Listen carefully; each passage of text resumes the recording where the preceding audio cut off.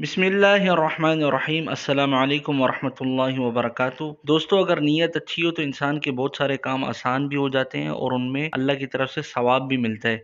इसीलिए हदीस शरीफ में आया है कि इन्नमल अमालु बिन्नियात, तमाम अमाल का दारो मदार नीयतों पर है। तो सच्ची नीयत की बरकत क्या है, रसूलुल्लाह सल्लल्लाहु अलैहि वसल्लम ने इस बारे में क्या इरशाद फरमाया। जो शख्स अल्लाह सुब्हानहू व तआला से सच्चे दिल के साथ शहादत मांगे, अल्लाह सुब्हानहू व तआला उसे शहीदों के मुकाम तक पहुंचा देंगे, अगरचे उसकी मौत बिस्तर पर वाक़ हो। सही मुस्लिम की यह हदीस है। इसी तरह हम बहुत सारी अपनी ज़िंदगी के अंदर नीयतें ऐसी कर सकते हैं जिसके ज़रिए हम अल्लाह ताला से उन चीज़ों के फ़ज़ाइल और नताइज हासिल कर सकते हैं, खाली एक नीयत की वजह से। अगर आप चाहते हैं कि आप हिफ्ज़ कर लें और हाफिज़ नहीं बन सकते, लेकिन हाफिज़ बनने की ज़िंदगी भर आप कोशिश करते रहें, थोड़ा थोड़ा कुरान याद करने की, रोज़ाना एक आयत ही सही लेकिन कभी न कभी कुरान मुकम्मल हो ही जाएगा। कुरान करीम की 6666 आयतें हैं। इसी तरह आप अगर कोई और नेकी का काम करना चाहते हैं, जैसे सदका करना, तो 1 रुपया भी अगर अल्लाह की राह में आपने अच्छी नीयत के साथ दिया तो इंशाल्लाह उस खुलूस नीयत की वजह से आपको उसका बहुत ज़्यादा सवाब मिलेगा। अल्लाह ताला ने